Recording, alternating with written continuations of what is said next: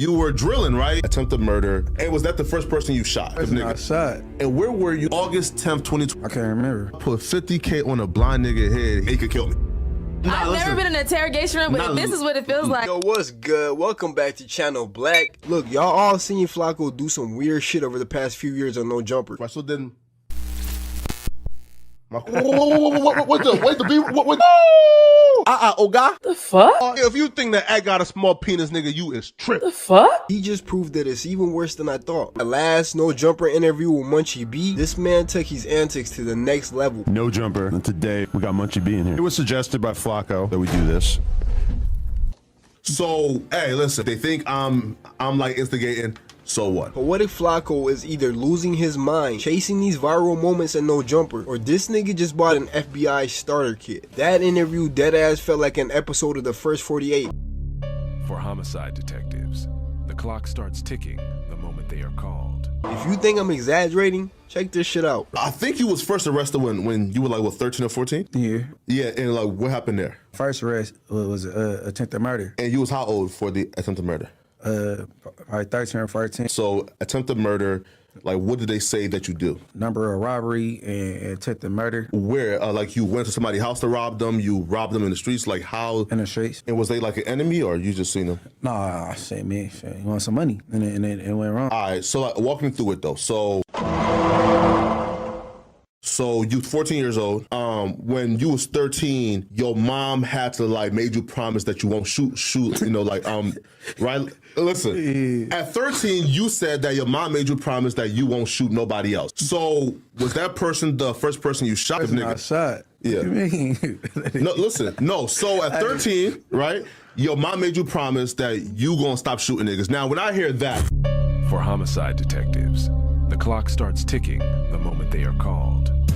that tells me that you were drilling, right? You feel me? You know that you were at that time you was deep. I went to jail for a shooting at that time. I'm gonna say that or whatever. But And was that the first person you shot? man, what you mean, Flakko? Oh my God. Okay, sorry. So look, so Not only did they ask direct incriminating questions, but you'll see this theme throughout this interview of him repeatedly pressing the same police-ass questions, even after Munchie B answers the question or moves around it. mom made you promise that you was gonna stop shooting niggas. Did she tell you that after you shot that one person? Was that the first time you shot somebody, or did you shoot somebody before that? She told me after I caught that case, bro.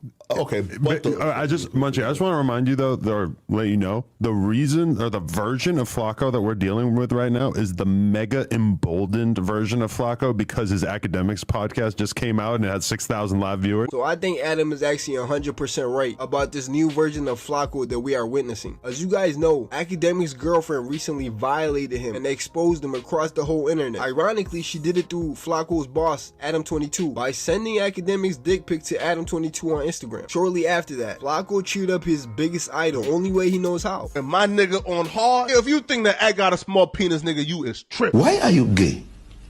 No, man, listen, no, but I feel like this interview is pretty much like passing the torch and stamping me as the voice of the streets, right? After publicly eating up, Flakko will get an interview with Academics, where he will go on to self-proclaim himself as the voice of the street, with Academics blessing it. But listen to the type of questions that quote-unquote voice of the street was asking a street nigga throughout this whole interview. It's simple, right? I don't care if gang members kill other gang members. So how'd you lose your vision? Because I heard it was an internal conflict that caused you to get shot. Yeah, it was. Yeah, it was. I don't know where I said it at though. Where I said it at? I heard it from behind the scenes. It was internal and shit, but I wasn't getting into detail on what I'm saying. Nah. All right. So did you like somebody bitch or something? Like how did you why did it why did I was a threat. what, like he was like the big homie and you was like the young reckless nigga coming up and he felt like, yo, bro, like this nigga is getting too tough. Let's get him out of here. I just felt I was a threat. Like, you know what I'm saying? A threat to him specifically? Like, did y'all already have like prior conflict and prior issues and he felt like, yo, like he's gonna kill me, started hating and say, you know, let me kill him? I'm inside. I was a threat. I mean, I'm just gonna leave it at that. You know, when you get too in depth into Yeah, no, of course not. I mean, Listen, Because nobody ever got caught for it or anything. Nah, hell no. Nah, hell no. Ain't nobody ever got caught, but shit, I ain't gonna add to it. Yeah, I mean, so I don't know how much you want to say about it or what is appropriate to say or whatever, but obviously this like feud that ended up realistically with Draco losing his life has started a long time ago. Break down what you know about that situation or what could have taken place between certain parties leading up to that situation. So how the story was essentially told was Draco and them pulled up, Kels and AB, and told Draco, yo, there's some Inglewood families here. And then as they are telling Draco that, Red Bull is just walking by and they see him and they open fire and they kill him. So were they already into it? This was just some random shit. They seen him, they panicked and killed him. I don't know nothing about that because I wasn't there, so I don't know. But they in jail, they might got pills coming. I don't speak on anything. Before we listen to the rest of this interrogation, I just want to give you a little context behind these questions that you're going to hear Flakko ask Munchie B about Draco's death. These incriminating ass questions you're about to hear Flakko ask are not out of ignorance. Flakko knows every detail of this open murder case as he has made over 10 videos on Draco's murder. This case is still open and I think Flakko is trying to let the police know something in this interview. I don't see another logic behind why he would ask some of the questions that he was asking. To make it even worse, he came over on Clubhouse and told us that he prepared for this interview and those police ass questions for 2 whole weeks. And all the questions that I asked, bro, like I did like 2 weeks of research. So I'm saying all this to say that these incriminating federal ass questions that you hear Flakko ask throughout the interview are not out of ignorance. It's literally an interrogation in every sense of that word. Well, like, okay, but wasn't Draco alleged to have like drove with the getaway car, right? Like I wasn't there for none of that. No, but if it's true though, like, because when you talk about stuff like that, getaway drivers and all that, even though he resting or whatever, you still got people that's true in the pen, or they probably looking towards the pills or whatever. Even though the case be over, that shit still be. You know what I'm saying? I don't even talking about stuff like that. But he was allegedly the getaway driver. So if he did get out and essentially driving away and getting getaway driver, 2 different things. And where were you when you heard the Inglewood song? I can't remember. I just heard the song. This man said, Munchie, I put 50K on a blind nigga head. He didn't even see it coming? That's crazy. Come on, bro. And he didn't get no money back. Who somebody got some free money? It was a hard bar though, right? No, it ain't fair for people like you to ask some type of questions. Because if I say something back, they gonna be mad at you. The goal of this interview, man, is to get the full story out, right? No, nigga. The goal of this interview sounds like you're trying to get this nigga locked up. I'll say anything as long as they ain't no incriminating shit. Yeah, of course. But you kind of antagonizing shit by bringing up specific bars, naming off the lyrics bar by bar. Like, listen, we're not trying to like pour gas on this situation that could easily become bigger than it is right now. Right, but the question is though, when we hear I put 50K on a blind nigga head, right? So was that cap or did that actually happen? Yeah, that's a question for one of them, like a sting team nigga, whether somebody, I don't know. Was there ever an attempt though, and on your life based on that 50,000? Hell no. I feel like your reputation like precedes itself, right? To where even like, and if an enemy like wants to get you, like in the back of their mind, like they feel like, yo, he's so slick, this could all be an act, he could kill me. Hell no, people will try it. It's called a strike, you know what I'm saying? Yeah.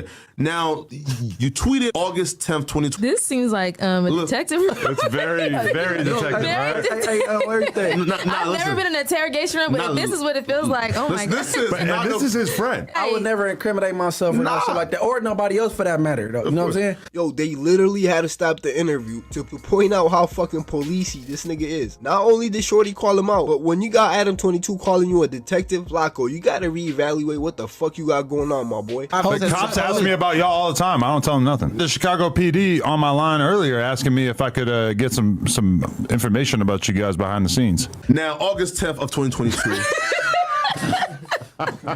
you tweeted that without a gun, everyone knows that tone is scary. That's been proven on multiple occasions. Now, which tone were you referring to? You know what I'm talking about. Like the tone, like that's dark skin with like face tats that like everybody's scared of? You know what I'm talking about. Yo, is this Flakko nigga on the spectrum and we just don't know it? I mean, Adam 22's facial expressions throughout this whole video, low-key says it all. Who's scared of that? Well, us, like me, like as interviewers and civilians, we're terrified of that nigga. No, tone cool though. Tone all right. But when you say that like it's been proven on multiple occasions, what were the occasion that he was proven scary without a gun? He's known for being a notorious shooter though. What if Flakko is either losing his mind trying to get a viral clip, or he's trying to send someone to jail? Where did Keefe D and Vlad? So it's kind of like allegedly. Yes, allegedly. Listen, allegedly. No, you said though you have instances of multiple occasions where he's been proven to be scary without a gun. Now I know Munchie B ain't no liar. So what are those occasions? I don't want to do all that shit. You're asking so many questions that he would obviously never answer. But you want to say that he saw him shoot somebody. But he's not going to say that. No. But he said that he's seen that he knows situations where Tune was not, what. I don't even know who this gentleman is, but he said he tweeted that in 2022 and he doesn't remember, obviously. So look, I feel like I realized that Munchie might be cut from a different cloth than a lot of people out here. Hell yeah, because the shit that happened up here. Bruh, this man Flakko was interrogating Munchie B so bad with those questions that must have came straight from an FBI questioning kit. That Munchie B got a flashback to the last police interrogation that took place on No Jumper. The most kind of shit for him to come up here and what he was insinuating, because that's what he was doing. He like, I didn't say this, but no, you was insinuating something. You know what I mean? And then that could be conspiracy to murder. You know what I mean? So you could open up the books on that. You know me, Adam. If I get some information or some content, this content I can't present. You gotta present. Kind of stuff. Yeah, you gotta elaborate on this shit. A guy named Big U. What kind of shit are you saying that Big U does? Talking about like street shit? Yeah, they're like, we go and do something, and the same niggas we do it to show up to the house like 10 minutes later when we trying to, counting everything, right? And we be like, how the fuck they get that? Because he was gonna make dude give him 20 for getting it back. Of course. And kept you out of it. Of course. He did that to, when I did that to Meek Mills and Rick Ross. What'd you do to that? So, the club, when you sweated them in the club? Yeah. Dude, and Meek and Rick have no idea that Draw sent you out. No, yeah, they sent that because I called Ross. I'm like, Ross, boy, this shit getting crazy. Drop off the 50,000 and we're gonna let Meek live. I seen the nigga get like 20 guns. I've seen him do it. And when he got 20 guns, he still... Don't believe that. When they went to war, guess who they had to come see to get their tools, bro? Big you all up. Whack. Crip nigga gotta come see me. And when he got 20 guns, he's selling them to the homies, but I'm like, why are you writing down the serial number? And we about to go do something, hop out on something, and give you a gun that's empty. Wait. ooh, This nigga crazy. He really going. He ain't know we talking. When he hitting him, he told Loose Cannon one time to get me.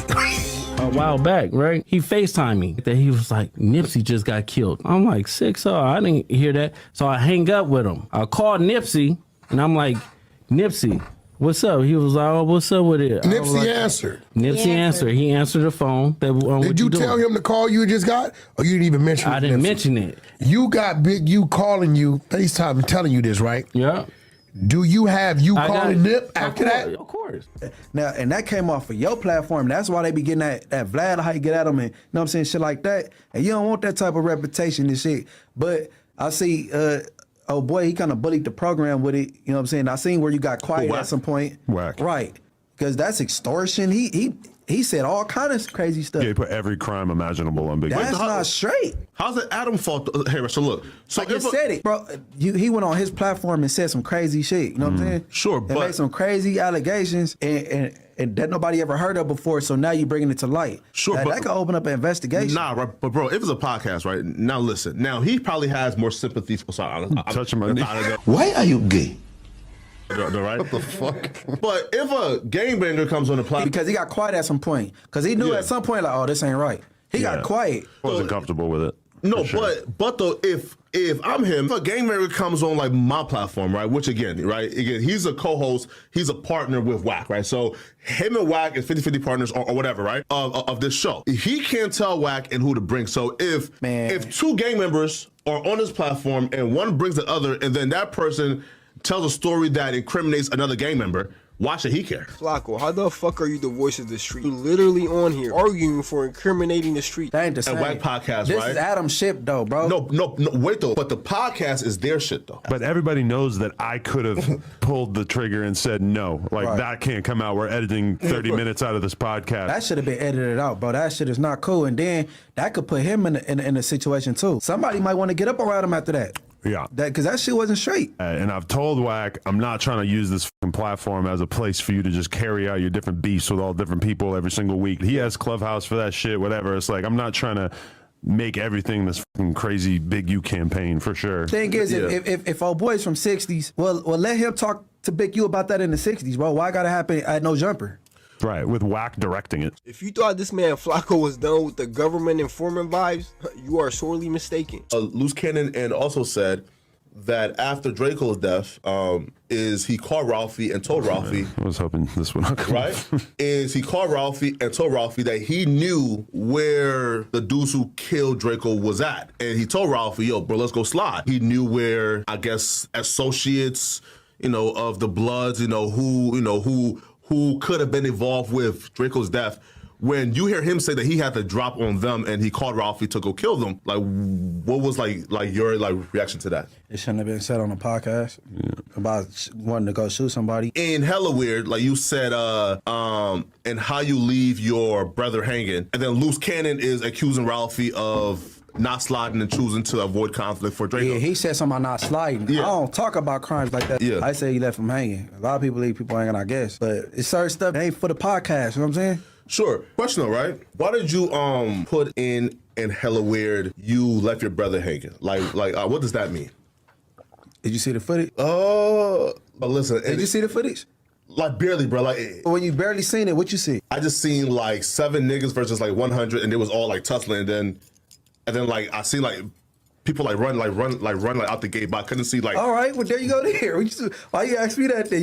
You saw what the world saw. So when you say though, like you left your brother hanging, who were you referring to? Is what I'm asking.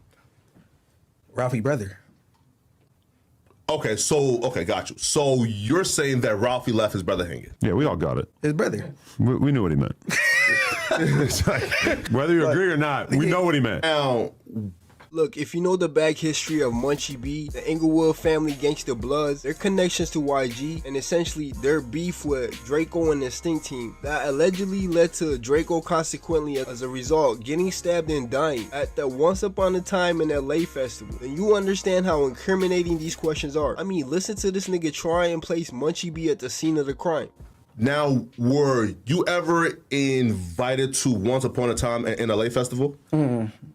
No, No? I was in San Diego. I was Yeah. with a lady friend. Now, I don't incriminating. With you. No, right? No. I ain't with the civilian thing. Telling is telling. If Flakko tell, he told. All that civilian shit, that's out. You're true. But the thing is, don't do nothing on Flakko because Flakko went on camera and said he pro-snitch. So you spoke to the detectives? Yes, and like I really snitched. Yeah. So you know better. Like it ain't too many people just a proud snitch. You know what I'm saying? And listen, we don't respect no nigga who go to prison. What the fuck? Do you feel bad though that like you may have been involved, I guess, in a significant other being shot? Man, boy, I didn't say I shot nobody. I said it sounded like a familiar story. No, sorry, may have been. Yeah, sorry. Nah, man. Oh, so you said in this song, Pac-Man got shot and came back with a diss song.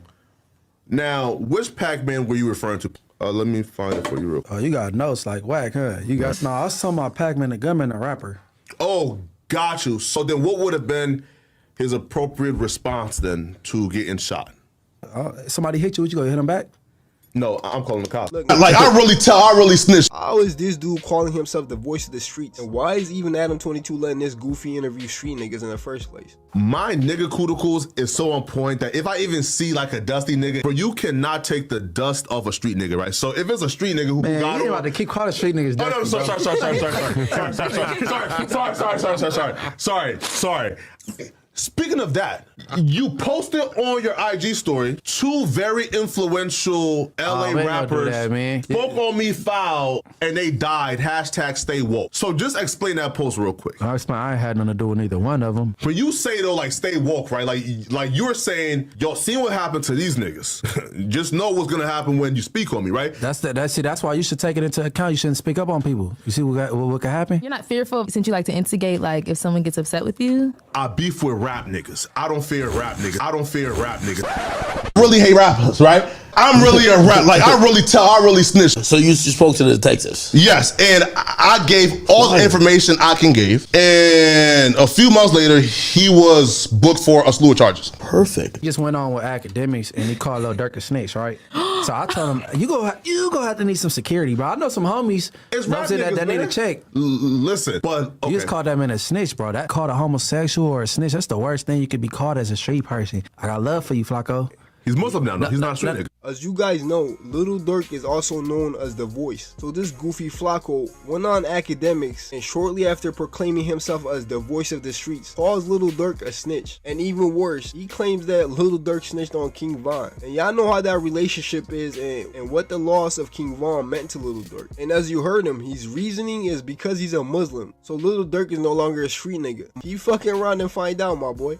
Like a lot of the most high profile celebrities hire You scared of Muslim whack and security. whack, I'm trying to find a whack one. His daughter's security is Muslim. The subscribe button. When I beat you on Power Rule, you going to bed. I'm trying to reinvent myself. You feel me? I ain't trying to. You know what I'm saying? I could trying to like like reinvent myself a little bit. You know what I'm saying? So they knew Munchie B came to this interview in his capacity as a podcaster, trying to grow his brand. But every question Flakko asked that man was about murders and shootings, to the point that Munchie B literally told this man, yo, I'm trying to reinvent myself. I don't understand how Flakko claims to be Munchie B's biggest advocate of no jumpers, but will constantly keep pressing with these incriminating ass questions. Now, who's Tiny Scooter? You hop to a hood that we slid on. So you and Tiny Scooter used to slide on.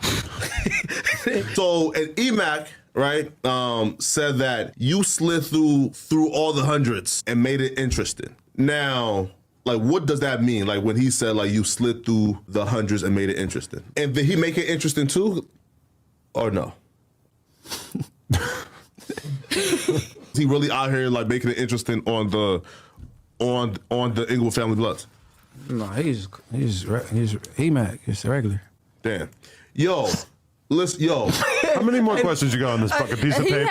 They keep getting deeper and deeper into like weirder and weirder shit. A 4-page letter. And yo, salute to Munchie B, because you can clearly tell that man's been in a few interrogation rooms before. The way he was covering Detective Flakko throughout the whole interview, or interrogation, I mean. Bruh, when you got Adam 22 weirded out, you're officially the voice of the weirdos. Like I said earlier, this man spent 2 weeks coming up with these questions, of which every one of them, if Munchie B was to answer, could potentially be used as evidence by the police or his superiors at the sheriff's office. A 4-page letter. No, Black Lives Matter. For real. Listen, but speaking of Black Lives Matter, now you are fully blind or like 50% blind or 80% blind? Whatever the viewers think. And let's just say like he hides and tries to whip out. Are you like... Can you see enough to where you can actually like pull out the gun to it and like how blind are you? Like, can you pull out a gun and cock it and use it? Like, can you see it coming? I don't use weapons. He tweeted this, right? And RJ's music make me feel like Superman when I used to like slide through the Crenshaw. You feel me? And I'm like, listen, just him shouting out RJ is a whole nother thing. But him saying that RJ's music made him feel like Superman when he slid through his crazy man. Feel me, man? Oh, okay, but let's speak about this. How many more you got left on that? Just one more. Okay. Well, I got some good like outro questions so we can kind of like try to sum this up on a nice note and not like trying to get him to confess to every crime he's ever witnessed in his life. All right, okay, but like speaking of telling this, so are you shocked though that like that Draco's death is still, I guess, like unsolved? Because like if it happened in broad daylight, so with all the details out there and all the like rumors going around, like are you shocked that it's still unsolved? Bruh, asking Munchie B if he is surprised that Drakeo the Ruler's death is not solved is crazy. Like, what the fuck is he supposed to say to that? Yo, the No Jumper sweatshop cannot be this thirsty where they gotta incriminate their guests for shock value or viral clips. That Draco's death is still, I guess, like unsolved. So with all the details out there, are you shocked that it's still unsolved? I don't feel no way about it. I don't give it a thought. Now, you like, it also says, Newport, you got us waiting, we got shit to handle. What exactly was you waiting on Newport to do? Same thing I was waiting on Pac-Man to do. Wait, you wanted him to come and shoot you? Why? I feel like you and Brick, like sitting down and having like the interview, that would be more impactful than like ODM and T-Rail doing their shit, right? It would definitely be different than you asking him every federal ass question you could think of. Most definitely. No, Black Lives Matter. True, man. But speaking of Black Lives Matter, now, so then who's your top 5 softest rappers in LA? Oh my God, what the It keeps getting worse. If you think that I got a small penis, nigga, you is tripping.